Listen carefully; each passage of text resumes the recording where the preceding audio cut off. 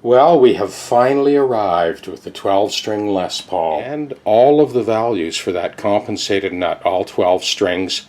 It's been tweaked multiple times. Let me take a second and just show you some of the storyboards that I went through to get this guitar to this stage. So these are the sort of sequence of events that I went through, adjusting the values as I went.